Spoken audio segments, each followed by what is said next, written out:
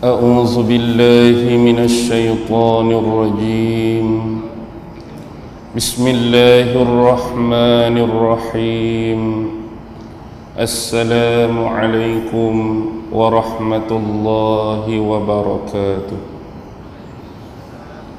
الحمد لله الحمد لله الحمد لله الحمد لله رب العالمين، وبه نستعين على أمور الدنيا والدين، والصلاة والسلام على أشرف الأنبياء والمرسلين وعلى آله وصحبه أجمعين. سبحانك لا علم لنا إلا ما علمتنا إنك أنت العليم الحكيم. قال رب اشرح لي صدري ويسر لي أمري واحلل عقدة من لساني يفقه قولي. اللهم يسر ولا تعسر. اللهم صل على سيدنا محمد وعلى آله وصحبه وسلم، ولا حول ولا قوة إلا بالله العلي العظيم. أما بعد. Alhamdulillah, syukur kehadrat Allah Subhanahu wa ta'ala kerana dengan limpah kurnia, rahmat, kasih sayang dan inayah daripada Allah Subhanahu wa ta'ala, alhamdulillah, pada malam ini sekali lagi kita sama-sama dapat dipertemu dan dihimpunkan oleh Allah Subhanahu wa ta'ala. Mudah-mudahan Allah Subhanahu wa ta'ala senantiasa menurunkan rahmat dan keberkatan buat kita semua. Tiada lain yang kita cari daripada Allah Subhanahu wa ta'ala selain daripada pengampunan dan keredaan Allah atas diri kita sebagai hamba-Nya. Tuan-tuan, puan-puan, hadirin hadirat, muslimin muslimat yang dirahmati sekalian, InsyaAllah pada malam ini kita ada rakaman dan saya nak melengkapkan kisah 3 orang Nabi yang terkandung di dalam surah Maryam. Sebelum ini kita sudah ada rakaman tentang Nabi Allah Ibrahim, kita ada rakaman tentang Nabi Allah Ismail, dan malam ni insya-Allah kita nak buat rakaman tentang Nabi Allah Musa alaihi salam.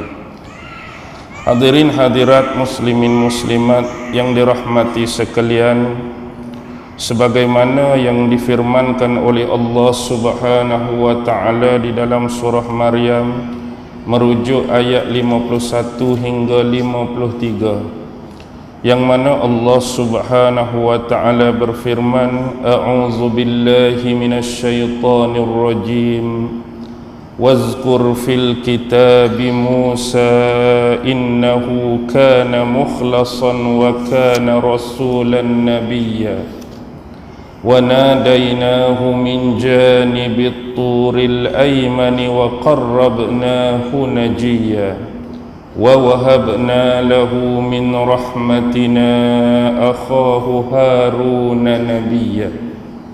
Surah Maryam ayat 51 hingga ayat 53. Di dalam ayat yang pertama 51, wazkur fil kitabi Musa, sebutkanlah, ceritakanlah olehmu wahai Muhammad kepada mereka kisah seorang nabi, yaitu merujuk kepada Nabi Allah Musa alaihi salam, yang mana kisahnya sudah dirakamkan dan difirmankan oleh Allah Subhanahu wa ta'ala di dalam Alkitab, yakni merujuk kepada Al-Quranul Karim.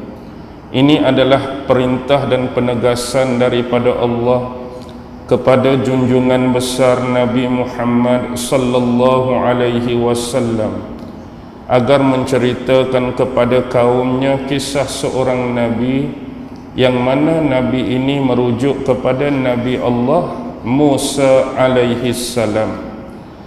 Baik tuan-tuan dan puan-puan, Nabi Musa alaihi salam adalah seorang nabi yang dilahirkan daripada golongan Bani Israel.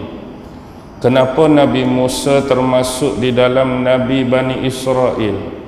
Kalau kita melihat asal usul sejarah ataupun nasab keturunan Nabi Allah Musa, beliau ialah Musa bin Imran, Imran bin Qahat, Qahat bin Azar, Azar bin Lewi, Lewi bin Ya'qub, Ya'qub bin Ishaq, Ishaq bin Ibrahim alaihi salam.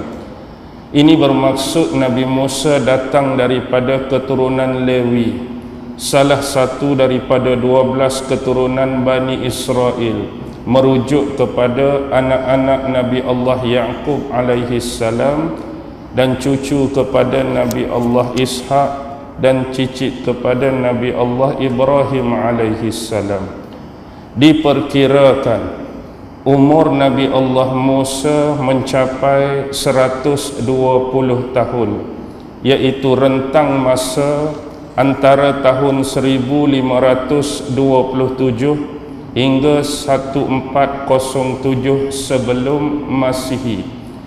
Dan kalau kita membaca Al-Quran, sesungguhnya antara Nabi yang paling banyak disebutkan namanya dalam Al-Quran ialah Nabi Allah Musa alaihi salam, iaitu Allah menyebut nama Musa sebanyak 136 kali dalam Quran, yang paling banyak disebutkan namanya. Dan Nabi Allah Musa berkahwin dengan seorang perempuan yang bernama Safura dan dikurniakan 2 orang anak, iaitu Azir dan juga Jarshun. Baik. Innahu kana mukhlasan, sesungguhnya dia, merujuk kepada Nabi Allah Musa alaihi salam, adalah mukhlasan. Mukhlas bermaksud seseorang yang dipilih, iaitu merujuk kepada pilihan Allah Subhanahu wa ta'ala.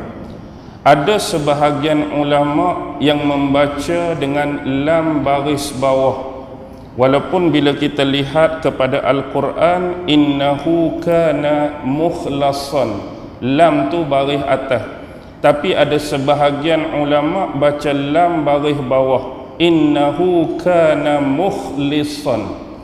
Kalau mukhlis dia ambil daripada kata akar ikhlas, iaitu merujuk kepada Nabi Allah Musa alaihi salam adalah seorang nabi dan rasul yang amat ikhlas dalam beribadat kepada Allah Subhanahu wa ta'ala. Bila sebut tentang ikhlas, ada sebuah riwayat yang datang daripada imam besar, iaitu Imam Sufyan As-Sawri. Imam Sufyan As-Sawri mengambil periwayatan ini daripada Abdul Aziz bin Rafi' dan daripada Abu Lubabah, bahawa pada suatu ketika dahulu, iaitu golongan Hawariyun. Siapa golongan Hawariyun? Dalam Al-Quran, Hawariyun ialah pengikut-pengikut setia kepada Nabi Allah Isa alaihi salam. Jadi golongan-golongan Hawariyun pernah bertanya satu soalan kepada Nabi Allah Isa alaihi salam. Wahai ruhullah, wahai ruh Allah. Ruh Allah adalah gelaran yang diberikan kepada Nabi Allah Isa alaihi salam. Sebab ada sebahagian nabi-nabi dia ada gelaran dia masing-masing. Sebagai contoh, Nabi Adam alaihi salam diberi gelaran Safiyallah, Nabi Nuh alaihi salam Najiyallah, Nabi Ibrahim alaihi salam Khalilullah, Nabi Musa alaihi salam Kalimullah, Nabi Isa alaihi salam Ruhullah, Nabi Muhammad sallallahu alaihi wasallam Habibullah. Jadi wahai ruhullah merujuk kepada Nabi Allah Isa alaihi salam. Siapakah yang dikatakan manusia yang ikhlas kepada Allah Subhanahu wa ta'ala? Jadi sahabat-sahabat Isa tanya, siapakah yang dikatakan ikhlas kepada Allah? Maka dijawab oleh Nabi Allah Isa alaihi salam, yang dikatakan ikhlas kepada Allah itu ialah seseorang yang beramal, yang mana amalan dan ketaatan dia diniatkan semata-mata hanya kerana Allah dan bukan kepada selainnya, dan dia tidak suka manusia lain memuji akan hal dia atas hal tersebut. Maksudnya orang yang ikhlas di sisi Nabi Allah Isa adalah mana-mana manusia yang dia buat ketaatan pada Allah, dia buat amalan pada Allah, dia hanya niatkan semata-mata hanya kepada Allah. Bukan dia buat amal dan taat kerana manusia, bukan dia buat amal dan taat kerana nakkan pujian, bukan dia buat amal dan taat kerana nakkan sesuatu, tetapi hanya kerana Allah, dan dia tak suka manusia lain puji dia atas hal tersebut. Itulah yang dikatakan manusia yang ikhlas kepada Allah Subhanahu wa ta'ala. Berbalik kepada mukhlasan, kalau mukhlasan lam baris atas dia bermaksud yang terpilih, yang mana menunjukkan Nabi Allah Musa alaihi salam sememangnya seorang nabi dan seorang rasul yang dipilih khusus oleh Allah Subhanahu wa ta'ala. Bahkan begitulah mana-mana nabi dan rasul sekalipun sememangnya adalah pilihan daripada Allah. Tidak ada dalam sejarah mana-mana nabi atau mana-mana rasul sebelum diangkat jadi nabi atau rasul mereka kemukakan borang, tulis borang, saya nak jadi nabi, tulis borang, saya nak jadi rasul, register. Kalau Allah pilih, alhamdulillah. Kalau kena reject, tak jadi apa. Bukan pilihan macam tu.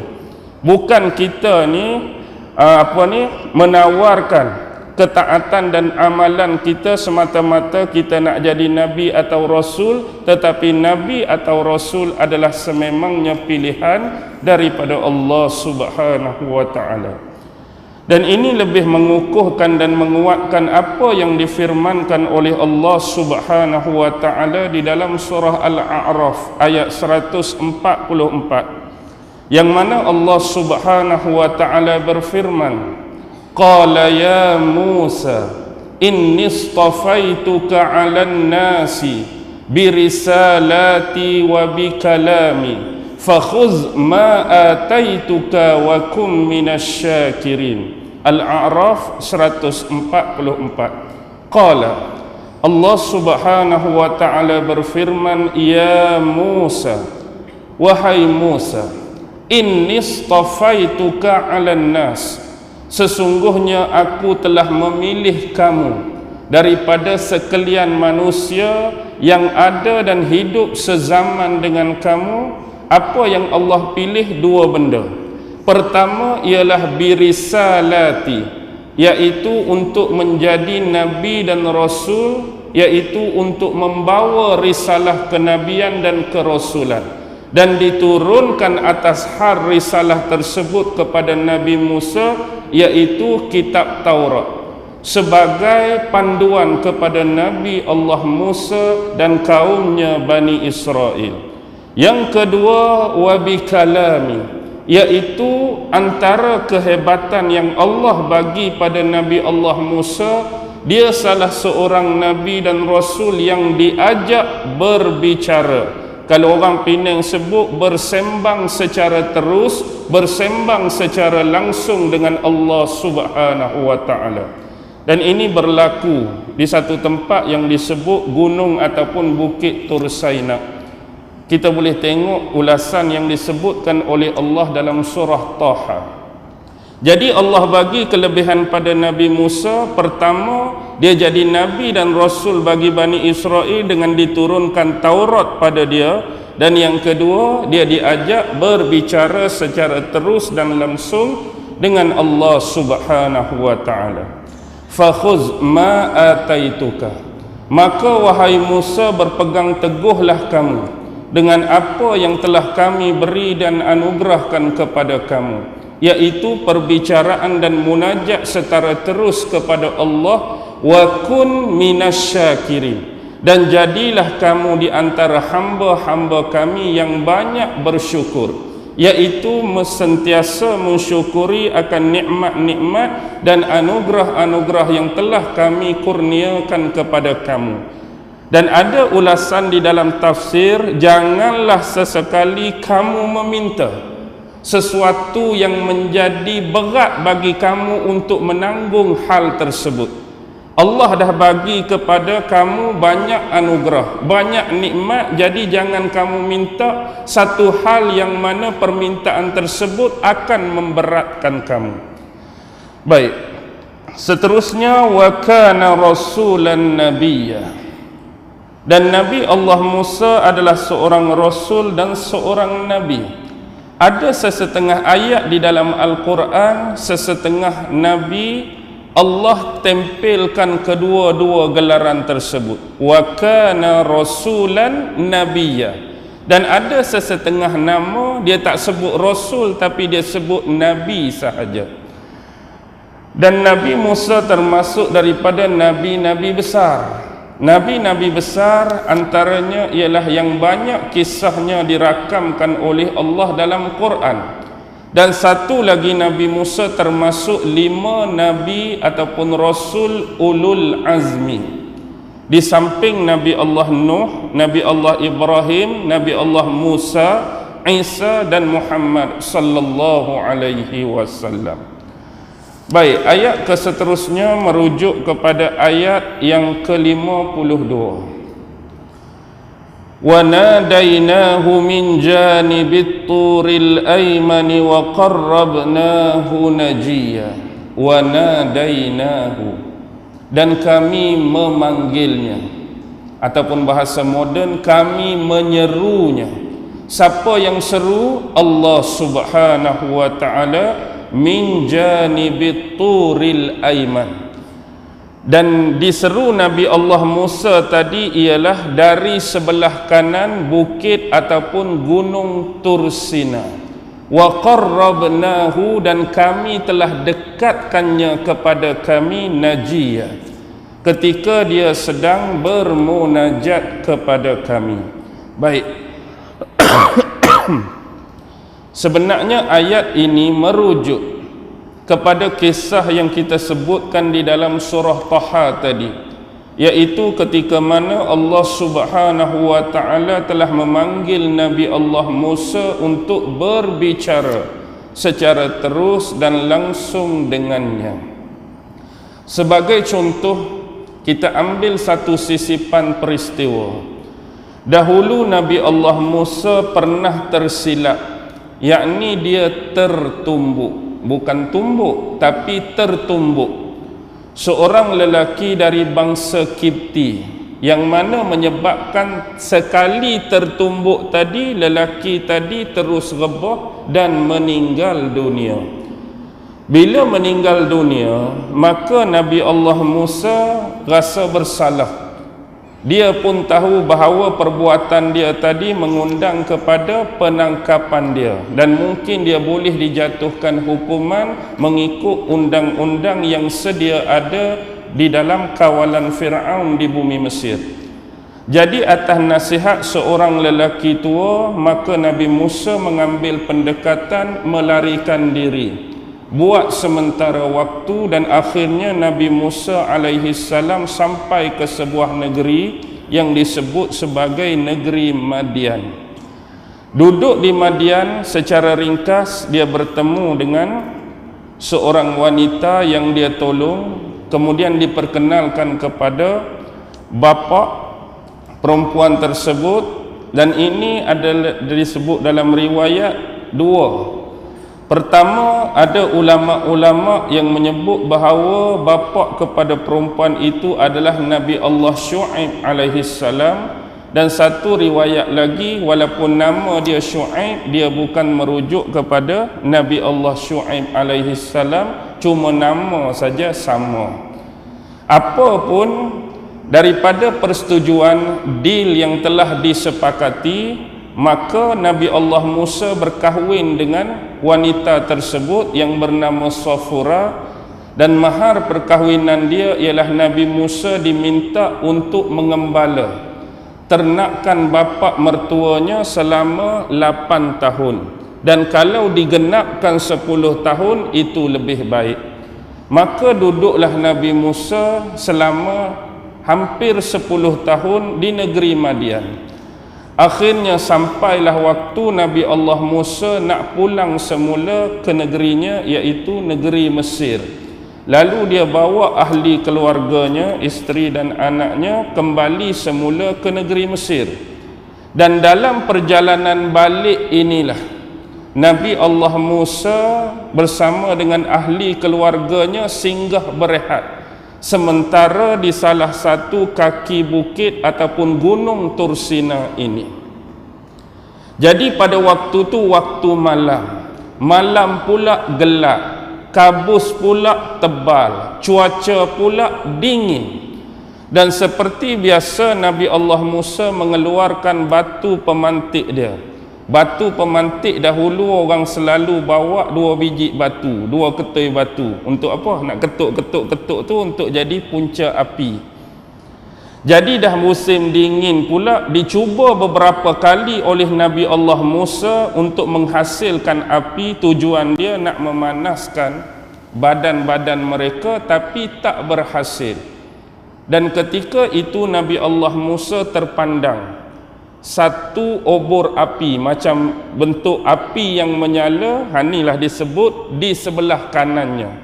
Di sebelah kanan Nabi Allah Musa pada waktu tu ada bukit, ada gunung Tursina, dan Nabi Allah Musa nampak obor api tadi di atas bukit tadi. Lalu dia pun minta kepada ahli keluarga dia supaya tunggu di situ.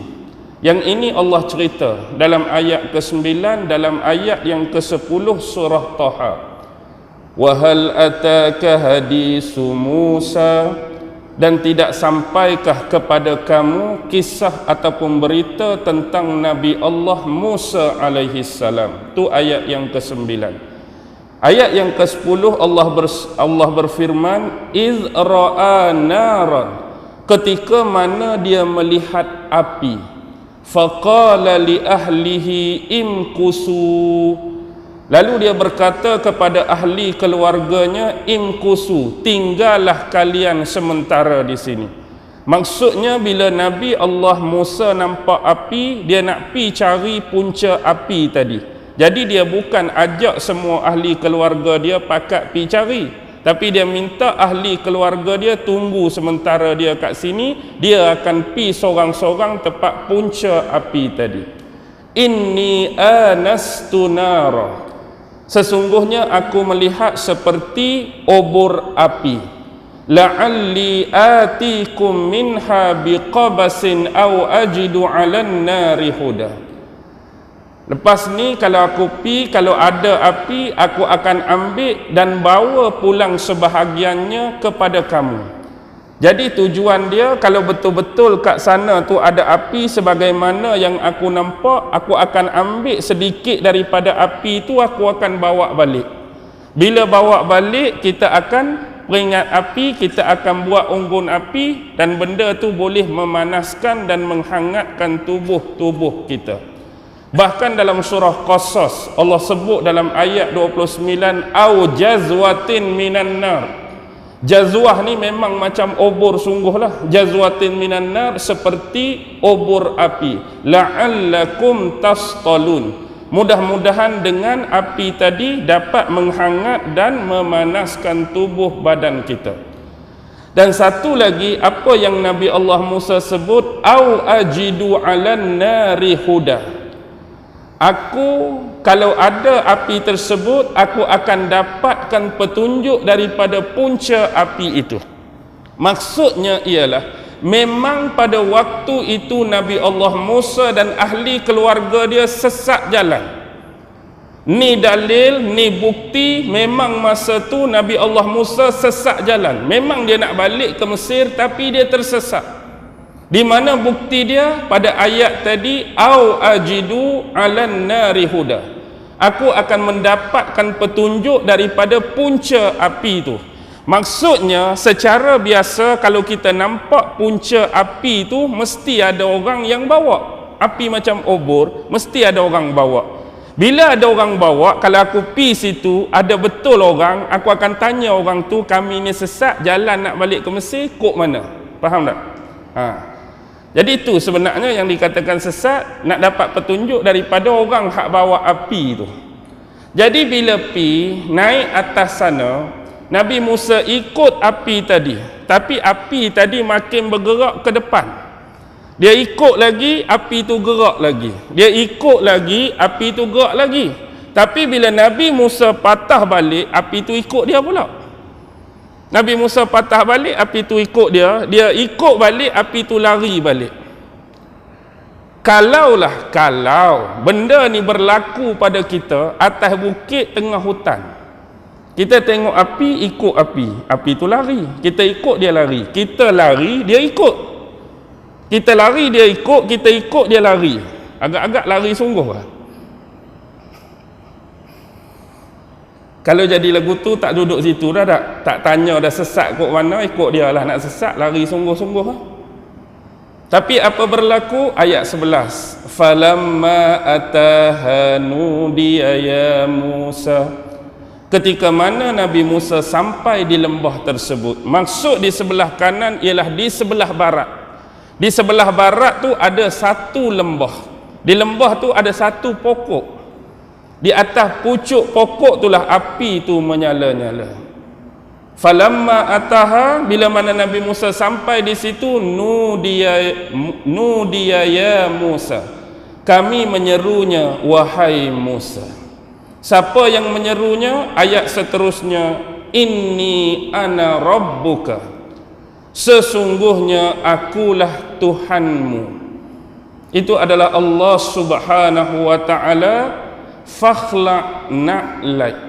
Tanggalkanlah wahai Musa kedua-dua sepatu kamu. Perintah daripada Allah, tanggalkan selipar Nabi Allah Musa. Bahkan dalam tafsir ada riwayat sebut sebahagian lah, selipar Nabi Allah Musa ni dibuat daripada kulit himar yang tidak disembelih. Ada salah satu riwayat daripada kulit himar yang tidak disembelih. Baik, tu cuma riwayat lah. Apa yang sebenarnya hanya Allah yang lebih mengetahui. Innaka bilwadil muqaddasi tuwa. Sesungguhnya engkau sekarang wahai Musa berada di satu lembah suci yang bernama Tuwa. Lembah tadilah yang berada di sebelah barat, iaitu di sebelah kanan Nabi Allah Musa, dan lembah itu bernama Tuwa. Wa anakhtartuka fastami' lima yuha.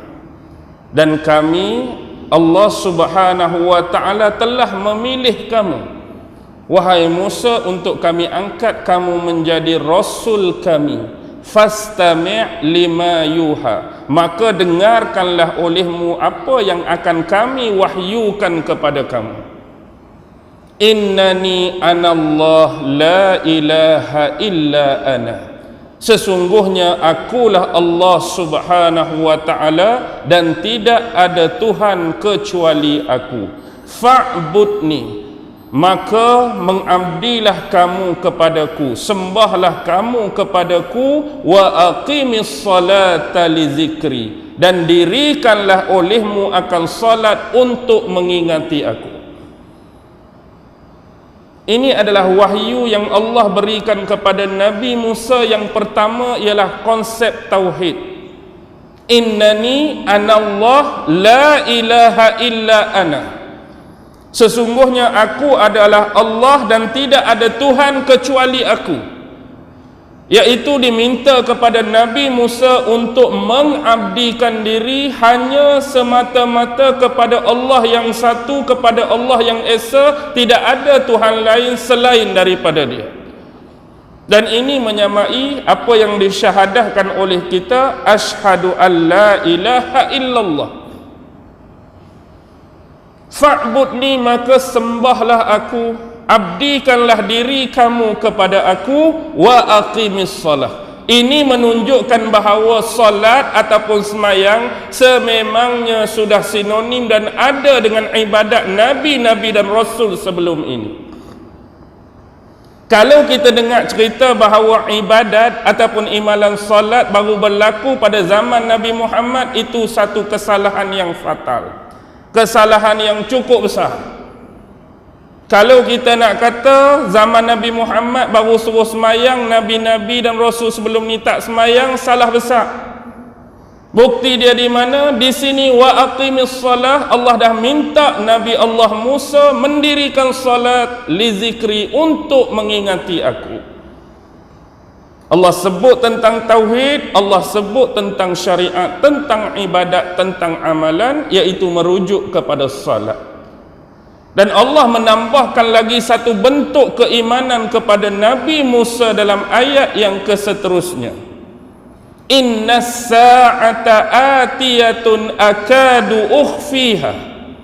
Sesungguhnya yakinlah olehmu wahai Musa bahawa hari kiamat itu pasti akan datang. Hari kiamat pasti akan datang, confirm datang. Akadu ukhfiha, tetapi aku merahsiakan hari dan waktunya daripada makhlukku. Tang kiamat, yakin, confirm akan berlaku kiamat, tetapi Allah sendiri pun bagi tahu dia rahsiakan bilakah waktu akan berlaku kiamat.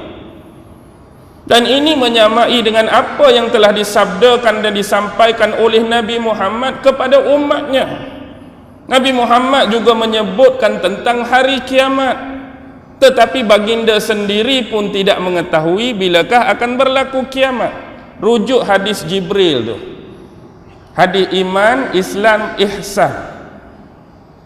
Kan Jibril tanya Nabi bila berlaku kiamat, Nabi kata aku tak tahu.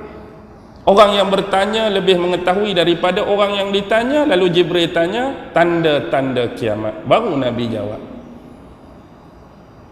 litujza kullu nafsim ma tas'a, kerana aku nak membalas kepada tiap-tiap jiwa apa yang telah mereka usahakan selama mana mereka hidup atas dunia dulu. Ini ujian daripada Allah, lalu dia sembunyikan tarikh dan waktu bilakah kiamat. Fala yasuddannaka anha man la yu'minu biha wattaba'a hawahu fatardah. Janganlah sesekali wahai Musa kamu dipalingkan daripadanya. Maksud dipalingkan daripada apa? Daripada apa yang aku sebutkan ini. Jangan kamu melengah-lengahkan dan jangan kamu melalaikan hal yang disebutkan tadi. Tentang keimanan hanya kepada Allah yang Maha Esa, tentang ibadat salat supaya kamu mendirikan, tentang peringatan hari kiamat jangan kamu dilalaikan. Daripada siapa? Man la yu'minu biha, daripada mereka yang tidak beriman dengannya. Bahkan hal ini diperingatkan oleh Rasulullah pada hadis-hadis akhir zaman, tetapi diperingatkan oleh Allah kepada Nabi Musa lagi. Ada jenis-jenis manusia yang akan melalaikan manusia lain daripada memperingati tiga hal tersebut, iaitu orang yang sifat dia wattaba'a hawahu, yang mengikuti hawa nafsunya, fatarda. Dan kalau kamu terikut dengan orang macam ni, kamu akan binasa wahai Musa. Akan datang ada manusia yang akan memalingkan manusia kepada keesaan Allah, kepada bentuk-bentuk kesyirikan dan menyekutukan Allah. Akan ada manusia-manusia yang mengikuti hawa nafsu yang akan memalingkan kamu daripada kewajipan dan kefarduan salat, lalu akhirnya kamu meninggalkan amalan dan ibadah salat. Dan akan ada manusia-manusia yang akan memalingkan kamu daripada mengingati hari kiamat dengan mengatakan kiamat itu khurafat, kiamat itu dongeng, kiamat itu tidak wujud. Jadi berhati-hatilah. Kalaulah Allah memperingatkan akan hal ini kepada Musa, apatah lagi Nabi Muhammad mengukuhkan lagi dengan sabdaan-sabdaan beliau menerusi hadis-hadis akhir zaman. Bagaimana kita memainkan peranan untuk menerima hadis tersebut dan dijadikan dalam bentuk ketaatan dan amalan kita kepada Allah dan kepada Rasul. Kemudian Allah bertanya, wa ma tilka biyaminika ya Musa, apa yang berada di tangan kanan kamu wahai Musa? Di tangan kanan kamu ada apa? Waktu Nabi Musa menanggalkan sepatu dia dalam keadaan berhadapan dengan suara tadi. Nabi Musa tengah pegang apa? Tengah pegang tongkat Nabi Musa. Ada juga orang buat lawak, dia tanya, ustaz, mana hebat tongkat Ali dengan tongkat Nabi Musa? Tongkat Ali dengan tongkat Nabi Musa saja dia buat lawak tanya soalan tu. Saya pun tak boleh nak jawab. Tongkat Ali pun tak pernah tengok, tongkat Nabi Musa pun tak pernah tengok. Tapi ada riwayat menyebut antara satu tanda kiamat besar ialah dabbah, kan, binatang melata yang akan keluar tu. Ada riwayat menyebut binatang ini akan bawa keluar dua benda bersama dia. Salah satu tongkat Nabi Musa dengan cincin Nabi Allah Sulaiman. Tongkat Nabi Musa dengan cincin Nabi Allah Sulaiman ada dengan binatang yang bernama dabbah. Baik. Wa ma tilka biyaminika ya Musa. Apa yang ada di tangan kanan kamu tu wahai Musa? Qala hiya 'asaya. Nabi Musa menjawab, ini tongkat aku. Atawakka'u 'alaiha wa ahushu biha 'ala ghanami wa liya fiha ma'aribu ukhra.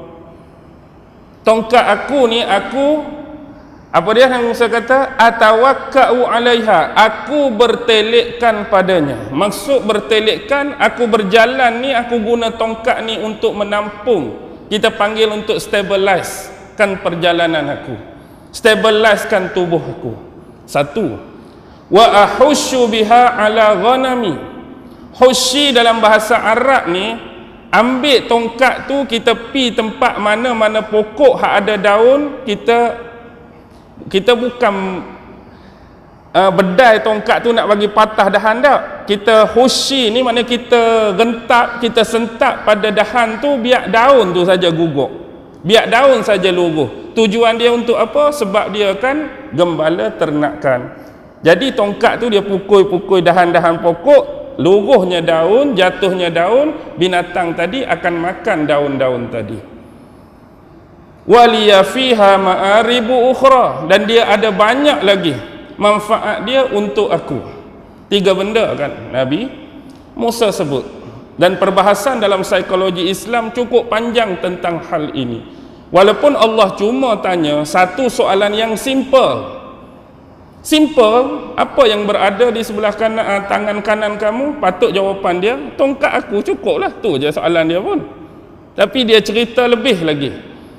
Dan ini menunjukkan sifat manusia ni, kalau dipertanyakan soalan, dia jawab panjang, lebih daripada keperluan dan kemahuan si penanya. Biasa kan? Baik. Kemudian apa permintaan daripada Allah? Qala alkiha ya Musa. Wahai Musa, lemparkanlah tongkat kamu. Lempak tongkat ni. Fa'alqaha, dan Musa lempak tongkat dia. Fa'iza hiya hayyatun tas'a. Maka tiba-tiba tongkat yang dilempak tadi bertukar jadi apa?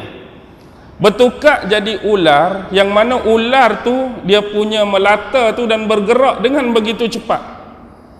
Tas'a ni bergerak dengan begitu cepat. Dan ada riwayat-riwayat dalam tafsir Ibnu Katsir, bergerak dengan cepat tu satu hal, bila dia jumpa pokok yang besar-besar, dia makan pokok tu. Dia jumpa batu hak besar, dia makan batu tu. Ular ni yang menyebabkan Nabi Musa ni jadi gerun, yang menyebabkan Nabi Musa jadi takut. Qala, Allah Subhanahu wa taala berfirman, fakhuzha, kamu ambillah dia balik, wala takhaf, dan jangan kamu takut, sana'iduha siratahal ula, kami akan mengembalikannya sebagaimana rupanya yang asal.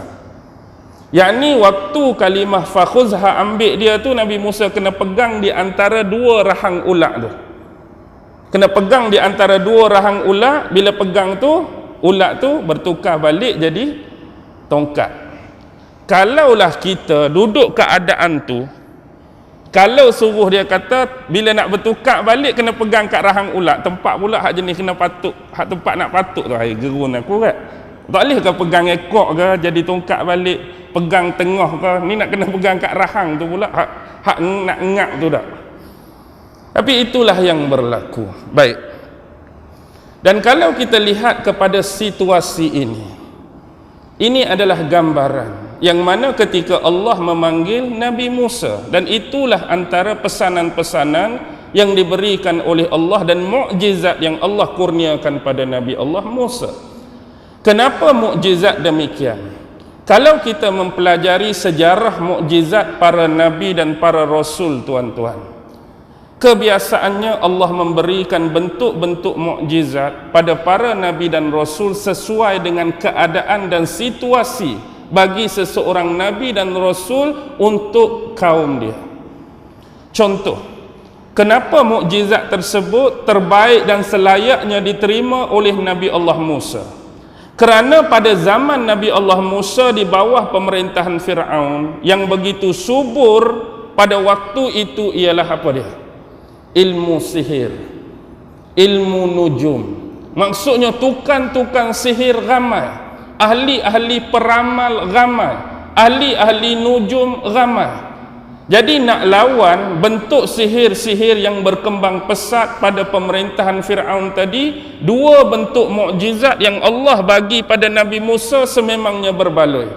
Lempak tokat jadi ular, masuk tangan dalam poket, keluar jadi bercahaya, masuk balik jadi biasa balik. Begitu juga contoh mukjizat yang Allah bagi pada Nabi Isa. Pada zaman Nabi Allah Isa tengah naik apa dia? Ilmu tabib, tengah naik ilmu perubatan. Orang hebat-hebat bak mengubat manusia, orang hebat-hebat bak mendukuni manusia lain. Jadi bila ilmu perubatan tengah up, tengah top, sesuailah mukjizat Nabi Isa, pi sapu-sapu tangan hak orang buta jadi celik, penyakit sopak pi sapu-sapu tangan jadi baik, orang mati pi gosok-gosok jadi hidup. Sesuailah dengan mukjizat yang pada zaman itu. Begitu juga mukjizat Nabi Muhammad yang paling besar sampai hari kiamat ialah Al-Quran. Kerana pada zaman Nabi Muhammad orang-orang Arab ni begitu hebat dalam kesusastraan Arab. Mereka hebat pidato, mereka hebat syair, mereka hebat sastra, mereka hebat prosa klasik Arab. Jadi bila mari Al-Quran lalu dibacakan pada mereka, mereka boleh nilai bahawa hak Muhammad datangkan dan Muhammad baca ni bukan sastra, bukan syair, bukan prosa klasik, tapi sememangnya wahyu daripada Allah. Mereka tak boleh lawan. Bahkan Al-Quran mencabar mereka. 10 surah mula-mula memang tak boleh datang 10 surah pun. Kemudian mari 1 surah pun tak dapat nak lawan. Kalau kamu rasa hebat, buat 1 surah yang boleh menandingi surah Al-Quran. Tapi mampu tak mampu. Inilah mukjizat yang kita pegang sampai hari kiamat. Walaupun Nabi diberikan banyak lagi beratus-ratus mukjizat yang lain. Tapi mukjizat itu telah pergi bersama Rasulullah sallallahu alaihi wasallam. Sebab mukjizat ni tuan-tuan dia ada 2 bentuk. Satu bentuk dia duduk bersama dengan orang tu, dengan Nabi dan Rasul tu waktu hidup dia, dan bila Rasul tu meninggal, mukjizat tu pi sekali dengan dia. Satu lagi mukjizat, walaupun Nabi dan Rasul tu dah meninggal, dia masih kekal. Hak Nabi dah meninggal, Nabi dah wafat, hak masih kekal Quran. Hak lain tu dia dah pi sekali dengan Nabi. Contoh, Nabi dulu mukjizat dia pernah belah bulan. Bila Nabi dah wafat, boleh belah bulan lagi tak? Tak ada dah lah, dah Nabi dah wafat. Keluar air kok jari Nabi. Waktu Nabi hidup boleh buatlah benda tu. Dah Nabi wafat tak akan ada dah tu. Semua mukjizat hak terkait dengan badaniah Rasulullah tadi dah pi sekali dengan dia. Tak akan berulang lagi buat kali yang kedua. Tapi Quran terus kekal sampai hari kiamat. Baik. Nabi Musa dia nak pi lawan siapa ni? Allah suruh nak pi jumpa siapa ni? Izhab ila Fir'aun innahu tagha. Pergilah kamu kepada Fir'aun, sesungguhnya dia melampaui batas. Fir'aun ni raja, seorang pemerintah yang pernah mengaku dan mendakwa, klaim dia ni sebagai Tuhan yang selayaknya disembah oleh rakyat-rakyat di bawah pemerintahan dia. Dia dah melampaui batas. Jadi kamu pi jumpa Fir'aun. Tapi Nabi Musa ni dengan mukjizat yang Allah bagi ni memang dia boleh tunjuk. Tapi dia punya satu kelemahan, iaitu Nabi Musa ni bila dia bersembang, bila dia bercakap, kekurangan dia gagap. Bahasa dia tersekat-sekat, bahasa dia tak tersusun. Jadi sebab itulah dia minta diangkat abang dia. Siapa abang dia? Ayat seterusnya. Wa wahabna lahu min rahmatina akhahu Haruna nabiyya. Dan kami telah menganugerahkan sebahagian daripada rahmat kami kepada Nabi Allah Musa dengan mengangkat abangnya Nabi Allah Harun sebagai Nabi. Harun tu Nabi, Nabi Musa pun Nabi, tetapi Harun diangkat kemudian, iaitu selepas Nabi Musa jadi Nabi dan Rasul. Satu-satunya Nabi yang menerima syafaat paling besar daripada seorang Nabi lain ialah Nabi Harun.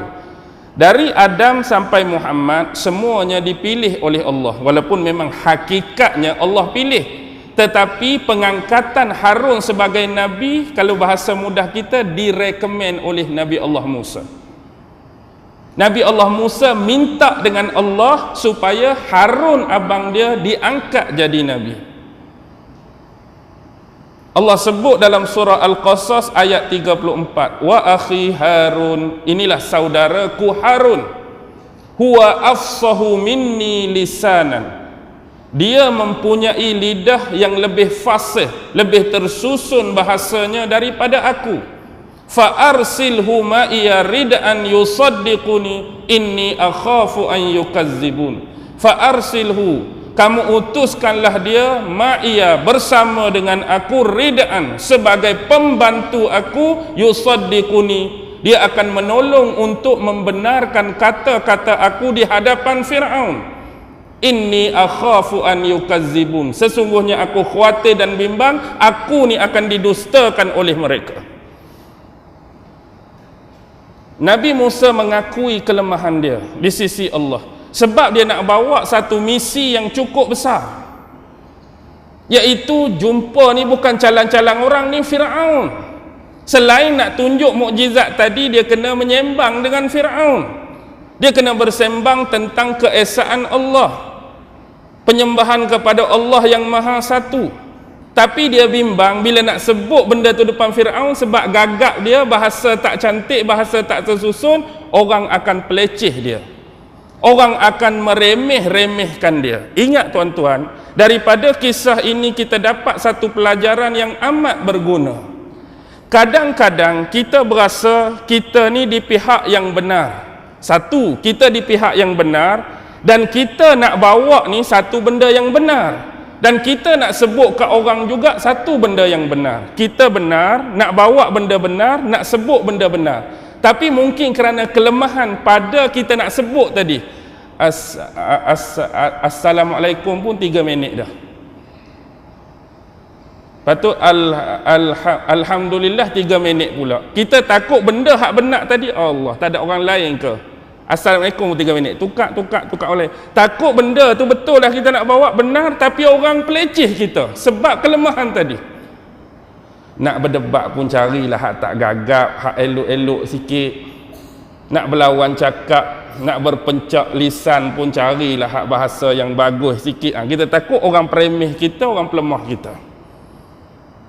Ni moral untuk kita. Jadi Nabi Musa dia nampak benda ni, kelemahan atas dia, sebab itulah dia minta ikut bersama dia Nabi Harun. Huwa afsahu minni lisanan, dia jauh lebih fasih lidah dia daripada aku. Jadi kalau aku ada masalah, dia akan cover. Dia akan sebut benda yang aku nak sebutkan di depan Fir'aun. Sebab tu dalam surah Syu'ara ayat 13 ayat 14, fa'arsil ila Harun, maka utuslah Jibril kepada Harun untuk mengangkatnya sebagai nabi. Walahum alayya zambun fa'akhafu an yaktulun, sesungguhnya aku ni di sisi mereka adalah seorang pendosa. Kenapa Nabi Musa cakap macam tu? Aku di sisi mereka seorang pendosa kerana kes tu aku tertumbuk tu. Orang anggap aku penjenayah lagi ni, aku tertumbuk hari tu, tak kena lagi ni hukuman ni. Jadi aku bimbang tu saja. Aku bimbang apa? Fa akhafu ayaktulun, mereka akan bunuh aku. Nak jumpa Firaun juga, takut tak dan sebut benda tu orang kat hang pun nak lawan lah, nak debat lah, hang tak ingat ke hang tumbuk orang, hang takut depa ungkit balik isu tu. Aku ni dianggap bersalah di sisi mereka dan aku bimbang aku akan dibunuh atas hal tersebut. Jadi sebab permintaan itu, Allah tunaikan permintaan Musa. Jawapan dia dalam Toha 136, qad utita su'laka ya Musa, sesungguhnya kami telah memperkenankan permintaan dan permohonan kamu wahai Musa, dengan melantik Harun menjadi nabi dan pembantu kepada kamu. Nak kepilah jumpa Nabi Musa, jumpa dengan Fir'aun. Bila jumpa dengan Fir'aun, pendek cerita, ahli sihir Fir'aun lempak apa? Ahli sihir Fir'aun dia lempak apa? Tali tu kemudian bertukar jadi apa? Jadi ulat, banyak ulat. Tapi ulat tu tak besar manalah.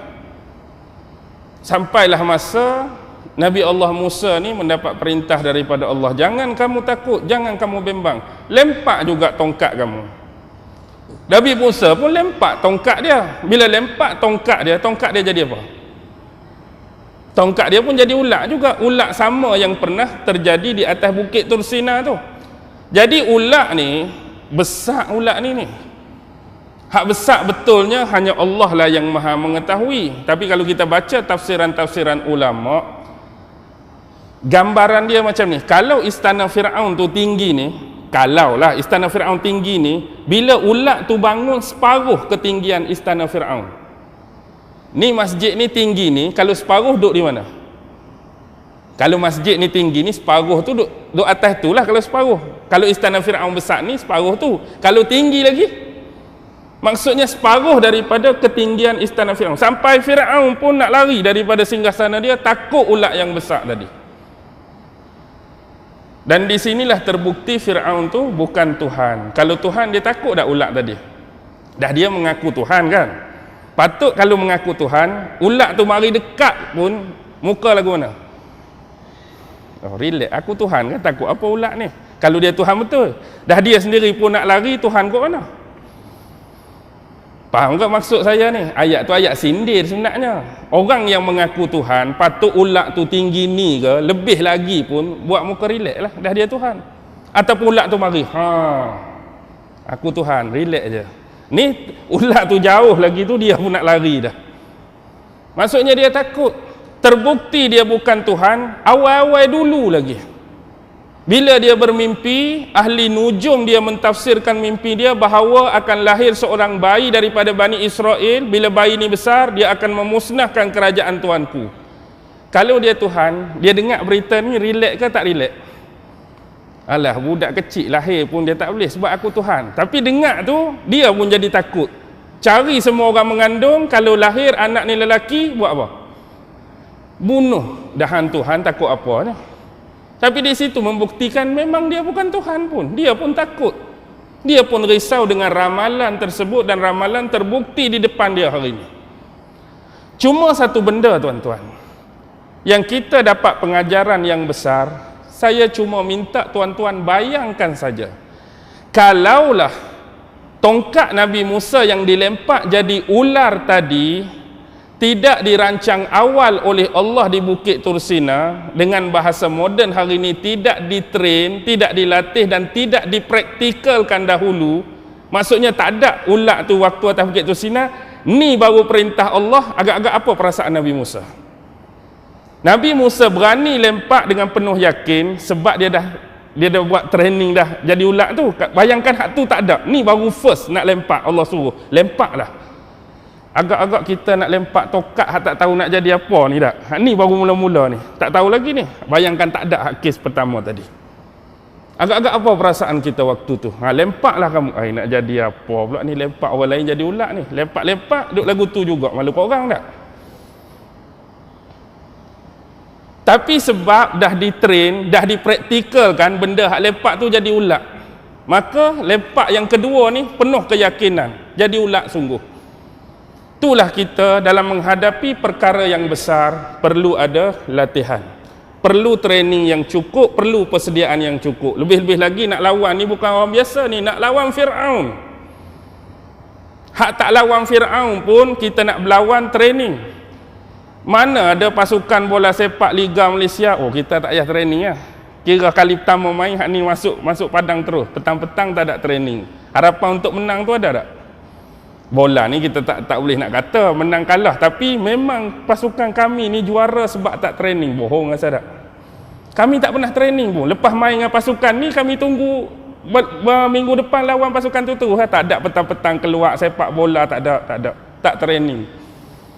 Maksudnya, seorang nak capai kejayaan tu, tengok latihan yang dia buat. Hari-hari keluar, berbelah-belah jam berlatih untuk capai tahap kejuaraan dan menaikkan nama pasukan mereka dalam persada liga-liga, bukan kata Malaysia lah, dunia. Bahkan kalau kita nak kait dengan benda lain pun perlukan kepada latihan yang berterusan, persediaan yang mantap untuk menghadapi sesuatu yang besar.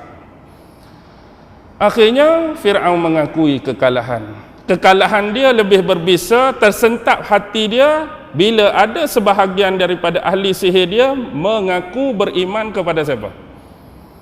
Sesungguhnya kami beriman kepada Tuhan Musa dan kami beriman kepada Tuhannya Harun. Sebab dia tahu bahawa tongkat Nabi Musa tadi bukannya sihir tapi benar-benar mukjizat yang didatangkan oleh Allah kepada seorang Nabi dan Rasulnya yang bernama Musa.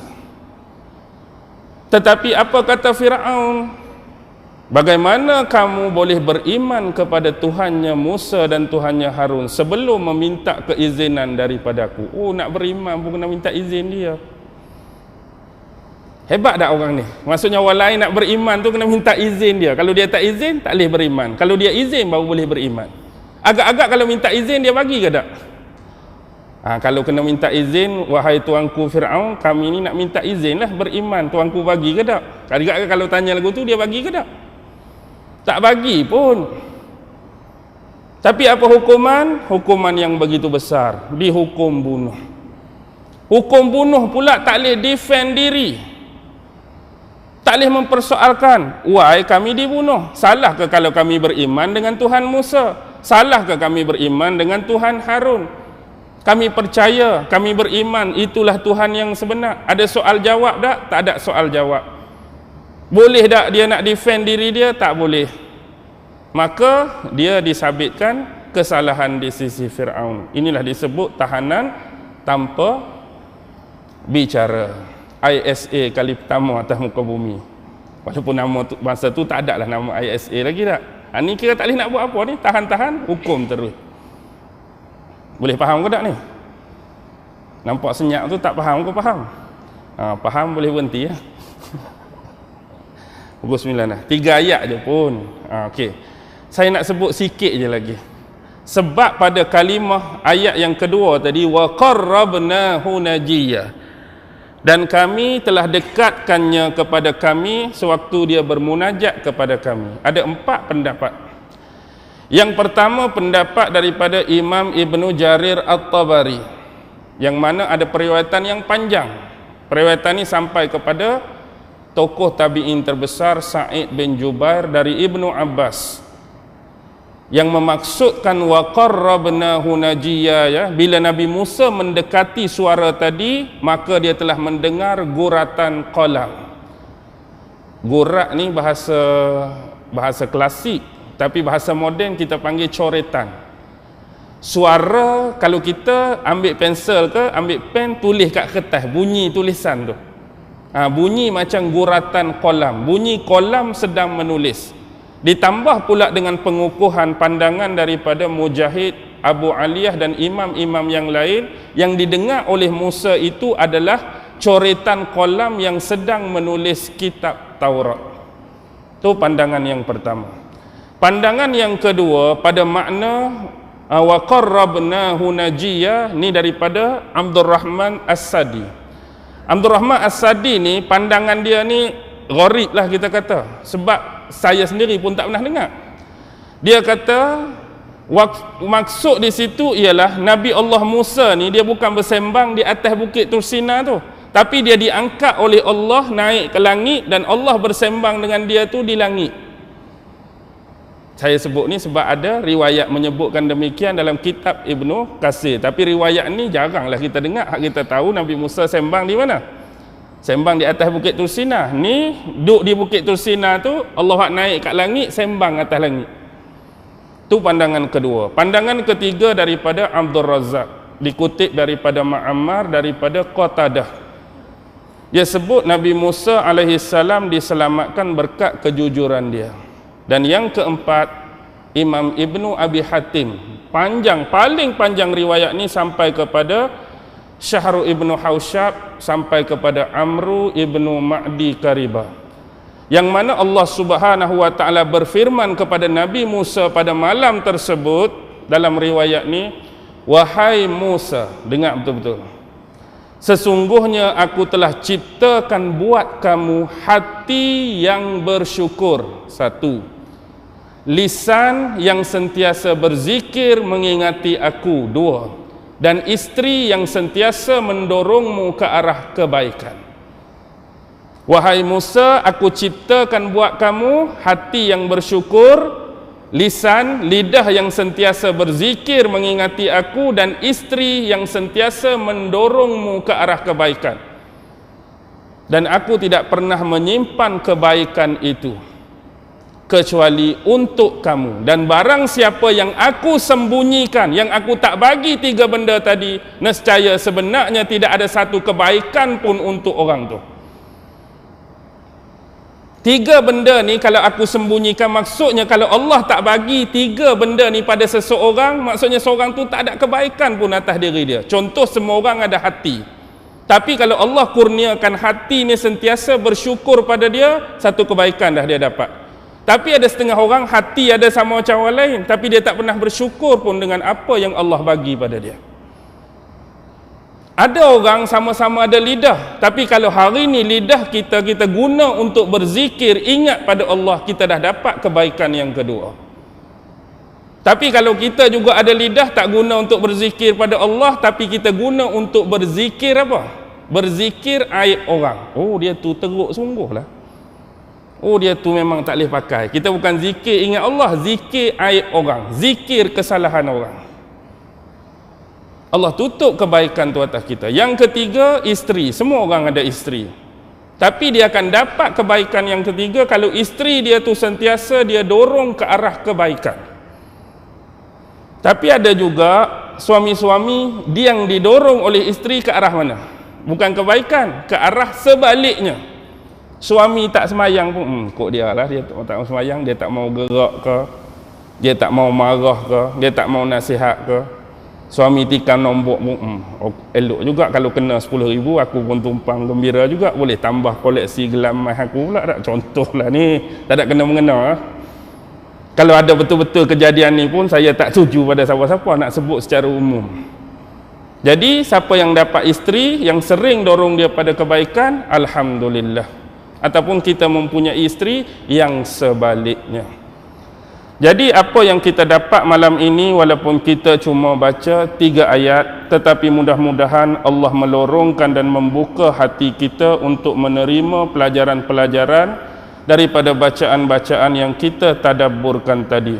Mudah-mudahan Allah sentiasa memperluaskan ilmu kita dan memperbanyakkan amalan-amalan dan ketaatan kita kepadanya. Moga-moga Allah memanjangkan umur dan usia kita untuk menghabiskan Ramadan pada tahun ini.